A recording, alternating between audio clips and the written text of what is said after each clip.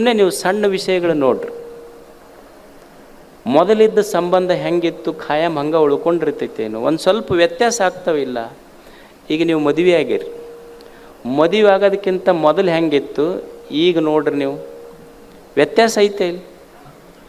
ಮೊದಲು ಹೊಸದ್ರೊಳಗೆ ಏನು ಉತ್ಸಾಹ ಇತ್ತು ಆ ಉತ್ಸಾಹ ಉಳ್ದೈತೇನೆ ಈಗದು. ಮತ್ತು ಆ ಉತ್ಸಾಹ ಇದ್ರೆ ಇಷ್ಟು ಮಂದಿ ಯಾಕೆ ಪ್ರವಚನಕ್ಕೆ ಬರ್ತಿದ್ರು? ಯಾಕೆ ಬಂದಿರ್ತಾರಂದ್ರೆ ಏನಾರ ಒಂದು ಈ ಸಮಸ್ಯೆಗೆ ಒಂದು ಟಿಪ್ಸ್ ಸಿಕ್ಕೈತೇನೆ ಇಲ್ಲಿ. ಏನು ಮದುವೆಕಿನ್ನ ಮುಂಚೆ ಹೆಂಡತಿ ಕೇಳಲ್ಲ ಗಂಡಕ್ಕೆ, ಅಲ್ಲ ಎಂಗೇಜ್ಮೆಂಟ್ ಆದಮೇಲೆ ನನಗೆ ಗಾಡಿ ಮೇಲೆ ಕುಂದಿರಿಸ್ಕೊಂಡು ಪಾರ್ಕಿಗೆ ಕರ್ಕೊಂಡು ಹೋಗ್ತಿದ್ರಿ, ಹೋಟೆಲಿಗೆ ಕರ್ಕೊಂಡು ಹೋಗ್ತಿದ್ರಿ, ನನ್ನ ಬರ್ತ್ಡೇ ದಿವಸ ಗಿಫ್ಟ್ ತಂದು ಕೊಡ್ತಿದ್ರಿ. ಮದುವೆ ಆದಮೇಲೆ ಒಮ್ಮೆರೆ ಗಾಡಿ ಮೇಲೆ ಕರ್ಕೊಂಡು ಹೋಗೋದಿಲ್ಲ, ಬರ್ತ್ಡೇ ಗಿಫ್ಟ್ ಇಲ್ಲ, ಪಾರ್ಕಿಗೆ ಕರ್ಕೊಂಡು ಹೋಗೋದಿಲ್ಲ, ಏನೂ ಮಾಡೋದಿಲ್ಲಲ್ಲ ಅಂತ. ಅವಾಗ ಅವ ಗಂಡಂದ ಹುಚ್ಚಿ, ಪ್ರಚಾರ ಎಲೆಕ್ಷನ್ಕಿನ್ನ ಮೊದಲು ಇರ್ತೈತಿ, ಎಲೆಕ್ಷನ್ ಆದಮೇಲೆ ಪ್ರಚಾರ ಇರೋದಿಲ್ಲ. ಎಲೆಕ್ಷನ್ ಖತಮ್, ಪ್ರಚಾರ ಖತಮ್, ಮೊದಲಷ್ಟೇ ಇರೋದು. ಅಂದ್ರೆ ಸಂಬಂಧಗಳು ಹಂಗೆ ಉಳ್ದಾವೇನು ಹೇಳಿ? ಅಂದರೆ ಯಾವುದನ್ನು ನಾ ಈ ಜಗತ್ತಿನಿಂದ ಪಡ್ಕೊಂಡಿನಿ ಅದು ಒಂದು ದಿವಸ ದೂರ ಸರ್ಕೋಂತ ಹೋಗ್ತೈತೆ. ಸಂಬಂಧಗಳು ದೂರ ಸರಿತಾವ, ಪದವಿ ಪ್ರಶಸ್ತಿಗಳು ದೂರ ಸರಿತಾವ, ಗೌರವಗಳು ದೂರ ಸರಿತಾವ. ಒಮ್ಮೆ ಜನ ಮೆರೆಸ್ಯಾರ, ಒಮ್ಮೆ ಹೊಗಳ್ಯಾರ, ಒಮ್ಮೆ ಬೈತಾರ. ಇದು ಜಗತ್ತಿನ ನಿಯಮ ಅಷ್ಟೇ, ಎಲ್ಲವೂ ಎಲ್ಲ ಕಾಲಕ್ಕೆ ಹಾಗೆ ಇರ್ತೈತೆ ಅಂತಿಲ್ಲ. ಅದಕ್ಕೆ ಮನುಷ್ಯ ತಿಳ್ಕೋಬೇಕಾದದ್ದು ಏನು ಈ ಜಗತ್ತಿನಲ್ಲಿ ಅಂದ್ರೆ, ಬಯಸಿದ್ದೆಲ್ಲ ಸಿಗುವುದಿಲ್ಲ, ಸಿಕ್ಕಿದ್ದೆಲ್ಲ ನನ್ನ ಜೊತೆ ಖಾಯಂ ಇರೋದಿಲ್ಲ. ಬೆಳಿಗ್ಗೆ ಎದ್ದು ಕೂಡಲೇ ಏನು ಹೇಳ್ಯಾರ ಸ್ವಾಮಿಗಳು ಅಂದ್ರೆ ಇದನ್ನು ನೆನಪು ಮಾಡ್ಕೋತ ಹೋಗೋದು ಅಷ್ಟೆ, ಅನ್ಕೊಂತ ಹೋಗೋದು. ಬಯಸಿದ್ದೆಲ್ಲ ಸಿಗೋದಿಲ್ಲ, ಸಿಕ್ಕಿದ್ದೆಲ್ಲ ಖಾಯಂ ಜೊತೆಗೆ ಇರೋದಿಲ್ಲ. ಇದು ಒಂದು ಉಳಿದಿದ್ದ ಆ ಮಂತ್ರ ಈ ಮಂತ್ರ ಏನೂ ಬೇಕಾಗಿಲ್ಲ. ಇದು ಒಂದೇ ಮಹಾಮಂತ್ರ ನೆನಪಿಟ್ಟರೆ ಜೀವನ ಧನ್ಯ ಆಗ್ತೈತಿ. ಇದೇ ತತ್ವಜ್ಞಾನ ಅಷ್ಟೇ. ತತ್ವಜ್ಞಾನ ಅಂದರೆ ಇದನ್ನು ತಿಳ್ಕೊಳ್ಳೋದು. ಹಂಗಂತ ತಿಳ್ಕೊಂಡು ಎಲ್ಲ ಬಿಟ್ಟು ಹೋಗ್ಬೇಕಂತಲ್ಲ, ಹೊರಗೆಲ್ಲ ಮಾಡ್ತಿರ್ಬೇಕು, ಆದರೆ ತಲೆಯಾಗ ಗೊತ್ತಿರಬೇಕು, ಇದು ಇಷ್ಟ ಅಂತ ಗೊತ್ತಿರ್ಬೇಕಷ್ಟೆ. ತಲೆಯೊಳಗಿರ್ಬೇಕು. ಪ್ರಪಂಚ ಹೊರಗೆ ಮಾಡ್ತಿರ್ಬೇಕು, ಪರಮಾರ್ಥ ಹೊರಗೆಲ್ಲ ಇರಬೇಕು, ಹೊರಗೆಲ್ಲ ವಸ್ತುಗಳ ಬಳಕಿರಬೇಕು, ಒಳಗೆ ಶಿವನ ಬೆಳಕಿರಬೇಕು. ಇದು ತತ್ವಜ್ಞಾನ, ಇದು ಜೀವಂತಿಕೆಯ ಲಕ್ಷಣ ಅಷ್ಟೇ. ಇದನ್ನೇ ಕಲಿಯುವುದು ಮನುಷ್ಯ. ಅದಕ್ಕೆ ಎಷ್ಟು ಚಂದ ತತ್ವಜ್ಞಾನ ನಮ್ಮಲ್ಲಿ ಮಾಡಿದ್ರು. ಏನಿದೆಯೋ ಅದರಲ್ಲಿ ಸಂತೋಷ ಪಡಬೇಕಲ್ಲ ಮನುಷ್ಯ. ನೀವೆಲ್ಲ ಹೆಲನ್ ಕಿಲ್ಲರ್ ಬಗ್ಗೆ ಕೇಳಿರ್ಬೇಕು. ಹೆಲನ್ ಕಿಲ್ಲರ್ 19 ತಿಂಗಳಿದ್ದಾಗ ಆ ಹುಡುಗಿ ಕಣ್ಣು ಹೊತ್ತು. ಯಾರೋ ಒಬ್ಬರು ಗುರುಗಳು ಆಕೆಗೆ ಸುಮ್ಮನೆ ಒಂದು ಸ್ಪರ್ಶದಿಂದ ನೀರು ಕೈ ಮೇಲೆ ಬಿದ್ದರೆ ಓ ದಿಸ್ ಈಸ್ ವಾಟರ್, ಹಿಂಗೆ ಸ್ಪರ್ಶದಿಂದ ಆಕೆಗೆ ಜ್ಞಾನ ಮಾಡಿಸಿದ್ರು.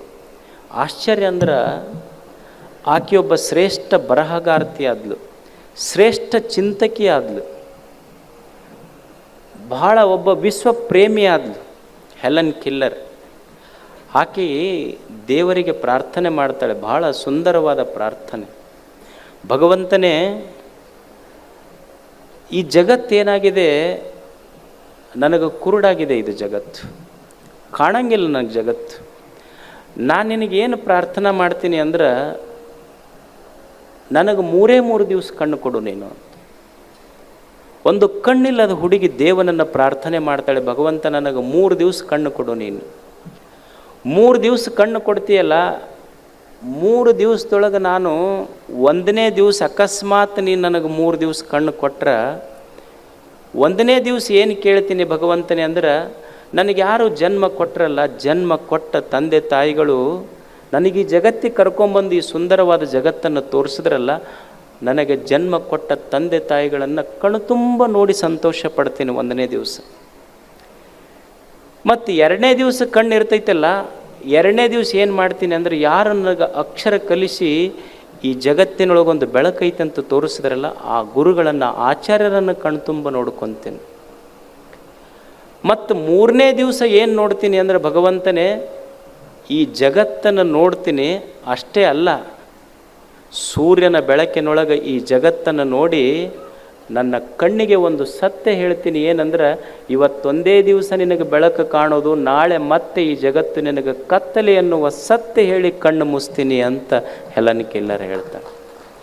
ಅಂದರೆ ಜಗತ್ತು, ಈ ಜಗತ್ತಿನ ವಾಸ್ತವಿಕ ಸತ್ಯವನ್ನು ನಾವು ಅರ್ಥ ಮಾಡ್ಕೋಬೇಕು. ಮನುಷ್ಯ ಸಂತೋಷವಾಗಿರಬೇಕಾದ್ರೆ ಇಷ್ಟು ಜ್ಞಾನ ಬೇಕಾಗ್ತದೆ ಮನುಷ್ಯನಿಗೆ.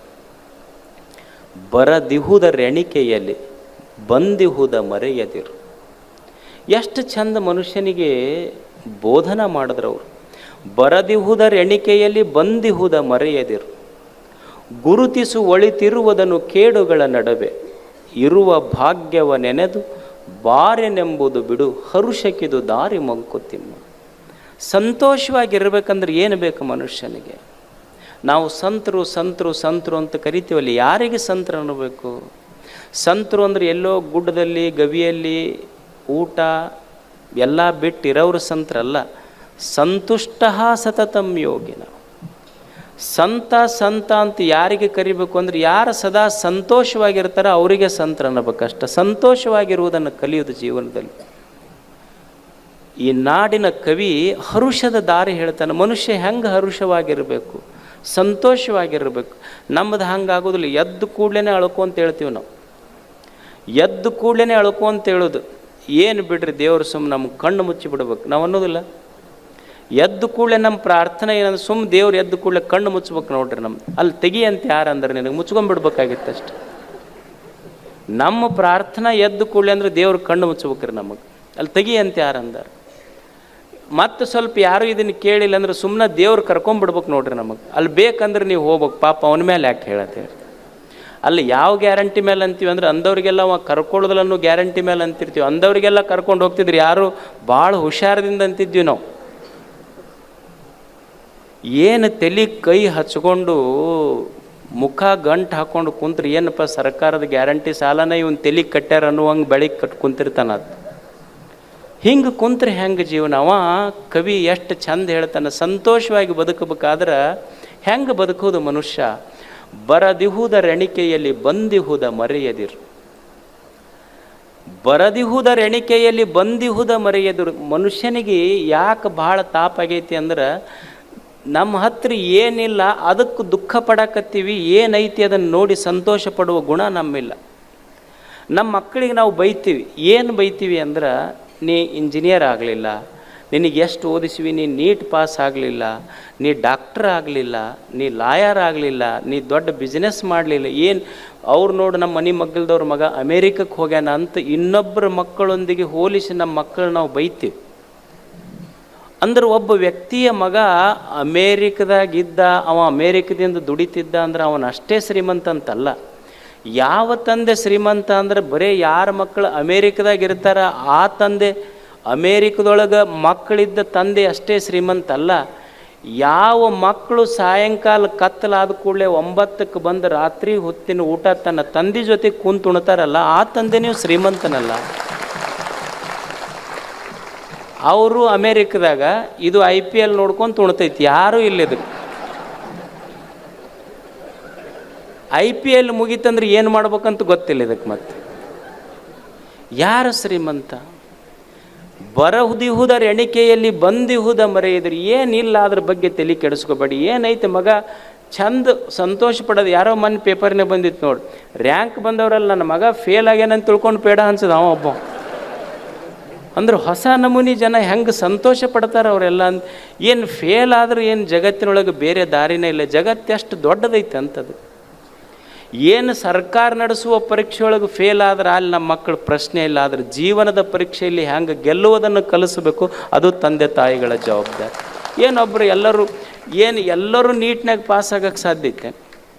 ತಂದೆ ತಾಯಿ ಜವಾಬ್ದಾರಿ ಬರೆಸಬೇಕು, ಪ್ರಶ್ನೆ ಇಲ್ಲ. ನೀಟ್ ಬರೆಸೋದು ಭಾಳ ಮುಖ್ಯ ಅಲ್ಲ, ನೀಟಾಗಿ ಬದುಕಿಸೋದು ಭಾಳ ಮುಖ್ಯ ಐತೆ ಮಕ್ಕಳಿಗೆ. ಅದನ್ನು ಕಲಿಸ್ಬೇಕಾಗೈತೆ ನಾವು.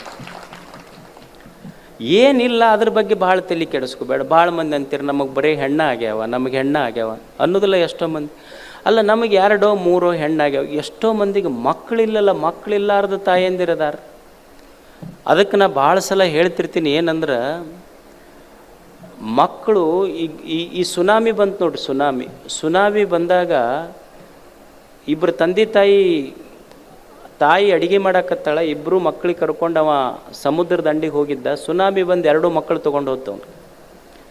ಅವ ಮನೆಗೆ ಬಂದಂತ ನಮ್ಮ ಎರಡೂ ಮಕ್ಕಳು ಹೋಗ್ಯಾವ ಅಂದಮೇಲೆ ನಾವರ ಯಾಕೆ ಇರ್ಬೇಕಂತ ನಾವು ಇಬ್ಬರು ಆತ್ಮಹತ್ಯೆ ಮಾಡ್ಕೊಳ್ಳೋಣ ಅಂತ ಇಬ್ಬರು ಗಂಡ ಹೆಂಡತಿ ಸಮುದ್ರ ದಂಡಿಗೆ ಹೊಂಟಿದ್ರು. ಇವ್ರ ಮಕ್ಕಳು ಹೋಗಿದ್ದು, ಅಲ್ಲಿ ಕೆಲವು ಜನ ತಂದೆ ತಾಯಿಗಳು ಹೋಗಿದ್ದು ಮಕ್ಕಳು ಹೇಳ್ಕೊಂತ ಕುಂತಿದ್ದು. ಅವಾಗ ಇವ್ರಂದ್ರು, ನಮ್ಮ ಮಕ್ಕಳು ಹೋದ್ರೆ ಹೋಗಲ್ಲಕ್ಕ, ಈ ಮಕ್ಕಳು ಸಿಕ್ಕವಲ್ಲ, ಇವನು ಜೋಪಾನ ಮಾಡೋಣಂತ ಅಷ್ಟು ಮಕ್ಕಳಿಗೆ ಕರ್ಕೊಂಬಂದು ಜೋಪಾನ ಮಾಡಕತ್ರ ಅವ್ರು. ಅದಕ್ಕೆ ಮನುಷ್ಯ ಅರ್ಥ ಮಾಡ್ಕೋಬೇಕಾದದ್ದೇನು ಅಂದ್ರೆ, ಮಕ್ಕಳು ಹೊಟ್ಟೆಯಾಗ ಹುಟ್ಟುವುದಿಲ್ಲ, ಮಕ್ಕಳು ಹೃದಯದೊಳಗೆ ಹುಟ್ಟುತ್ತಾವ ಅನ್ನೋ ಸತ್ಯ ಗೊತ್ತಾಗ್ಬೇಕು ಮನುಷ್ಯನ. ಬರೇ ಮಕ್ಕಳು ಹೊಟ್ಟೆಯಾಗ ಹುಟ್ಟುವುದಿಲ್ಲ ಅಂತ.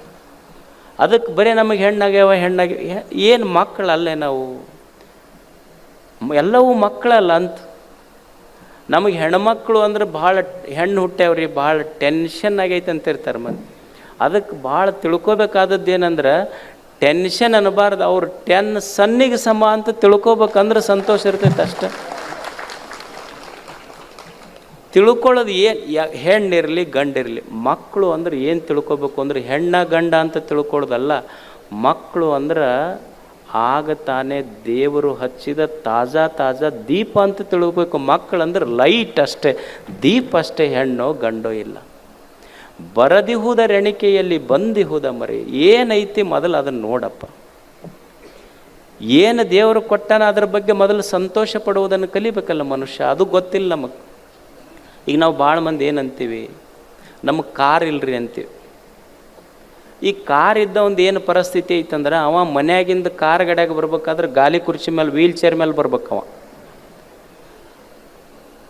ದೇವರು ಅವನಿಗೆ ಕಾರ್ ಕೊಟ್ಟಿರ್ಬೋದು ಅಡ್ಡಾಡಕ್ಕಾದ್ರೆ, ಕಾಲ ಇಲ್ಲ. ಕಾರ್ ಇದ್ದವ್ ಶ್ರೀಮಂತ ಅಲ್ಲ, ನಡ್ಕೊಂಡು ಅಡ್ಡಾಡಕ್ಕೆ ಕಾಲಿದ್ದವ್ರು ನಿಜವಾಗ್ಲೂ ಶ್ರೀಮಂತರಲ್ಲ.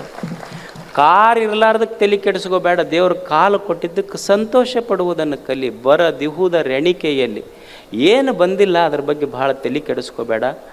ಬರದಿಹುದ ರೆಣಿಕೆಯಲ್ಲಿ ಬಂದಿಹುದ ಮರೆಯದಿರು. ದೇವರು ಏನು ಕೊಟ್ಟಾನ ಅದನ್ನು ಮೊದಲು ಸಂತೋಷ ಪಡುವುದನ್ನು ಕಲಿ. ಇಲ್ಲಾರದ ಬಗ್ಗೆ ತಲೆ ಕೆಡಿಸ್ಕೊಳ್ಳೋದು ಬಿಡು. ಏನು ಕೊಟ್ಟಾನ ಅದರೊಳಗೆ ಸಂತೋಷ ಪಡುವುದನ್ನು ಕಲಿ. ದೇವರು ಇನ್ನೊಬ್ಬರ ತಾಟಿನೊಳಗೆ ಏನು ಹಾಕ್ಯಾನ ನೋಡಿ ಆಶಾ ಪಡುವುದು ಬೇಡ. ನನ್ನ ತಾಟಿನೊಳಗೆ ಏನು ಹಾಕ್ಯಾನ ಉಂಡು ಸಂತೋಷ ಪಡುವುದನ್ನು ಮನುಷ್ಯ ಕಲಿಬೇಕು. ಇದು ಜೀವನ, ಇದು ಅಷ್ಟೆ. ಬರದಿಹುದ ರೆಣಿಕೆಯಲ್ಲಿ ಬಂದಿಹುದ ಮರೆಯದಿರು, ಗುರುತಿಸು ಒಳಿತಿರುವುದನ್ನು ಕೇಡುಗಳ ನಡುವೆ. ಏನು ಜಗತ್ತಂದ್ರೆ ಎಲ್ಲ ಒಂದೇ ರೀತಿ ಇರ್ತೈತಿ. ಏನು ಸ್ವಲ್ಪ ಒಳ್ಳೆಯದು, ಒಂದು ಸ್ವಲ್ಪ ಕೆಟ್ಟದ್ದು ಇರ್ತೈತಿ. ಆದ್ರೆ ಬರೀ ಕೆಟ್ಟದ್ದು ನೋಡಕ್ಕೆ ಹೋಗ್ಬೇಡ ಮನುಷ್ಯನೇ, ಒಳ್ಳೆಯದು ಭಾಳ ಐತಿ ಜಗತ್ತಿನೊಳಗೆ. ಈಗ ನೀವೊಂದು ಹೊಸ ಕಾರ್ ತೊಗೊತೀರಿ, ನೀವು ಒಂದು ಇನೋವನೋ ಆಡಿನೋ ಯಾವುದೋ ಒಂದು ಹೊಸ ಕಾರ್ ತೊಗೊತೀರಿ. ಅಲ್ಲ, ಎಂಥ ಹೊಸ ಕಾರ್ ತೊಗೊಂಡ್ರು ಸಹಿತ ಸ್ವಲ್ಪ ಕಾರ್ಬನ್ ಬಿಡೋದ ಅದು.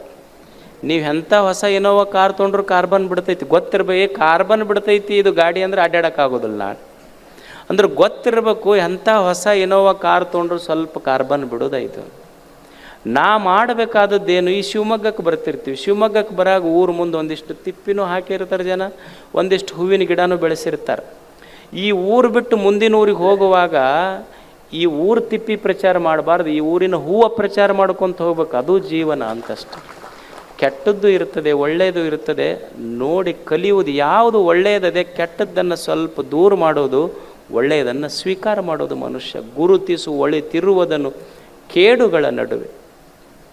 ಒಂದಿಷ್ಟು ಕೆಟ್ಟದ್ದು ಇರ್ತದೆ, ಕೆಟ್ಟದ್ದು ದೂರ ಸರಿಸೋದು, ಒಳ್ಳೆಯದನ್ನು ತೆಗೆದುಕೊಳ್ಳೋದು. ಈಗ ಮಾವಿನ ಹಣ್ಣು ತಿಂತೀರಿ, ನೀವು ಅಷ್ಟು ಕೂಡೇ ತಿಂತೀರೇನು? ಇಲ್ಲ. ಏನು ಮಾಡ್ತೀರಿ? ಗೊಟ್ಟ ಏನಂತೀರಿ ಅದಕ್ಕೆ? ಗೊಟ್ಟ, ಹಾಂ, ವಾಟೆ ಅಂತೀರಿ. ನಮ್ಮ ಕಡೆ ಗೋಟೆ ಅಂತಾರೆ. ಗೊಟ್ಟ ವಾಟೆ ಒಗಿತೀರಿ, ಸೊಪ್ಪಿ ಒಗಿತೀರಿ, ರಸ ಕುಡಿತೀರಿ. ಹೆಂಗೆ ಕೆಟ್ಟದ್ದು ತೆಗೆದು ಒಗಿತೀರಿ, ಒಳ್ಳೇದು ಸ್ವೀಕಾರ ಮಾಡ್ತೀರಿ. ಈಗ ತಾಯಂದಿರು ಇರ್ತಾರೆ, ಅನ್ನ ಮಾಡ್ತಾರೆ. ಅನ್ನ ಮಾಡ್ಬೇಕಾದ್ರೆ ಏನು ಮಾಡ್ತಾರೆ, ಒಂದು ಸ್ವಲ್ಪ ಅಕ್ಕಿ ಗಿಕ್ಕಿ ಮರದೊಳಗೆ ತಾಟ್ನಾಗ ಹಾಕ್ಕೊಂಡು ಮೊದಲು ಹಳ್ಳ ಆರಿಸ್ತಾರೆ, ಹಿಂಗೆ ತೆಗೆದು ಒಗಿತಾರೆ. ಹಳ್ಳ ತೆಗಿತಾರೆ, ಚಲೋ ಅಕ್ಕಿ ಕುಕ್ಕರ್ನಾಗ ಹಾಕಿ ಅನ್ನ ಮಾಡ್ಕೊಂಡು ಉಣ್ತಾರೆ.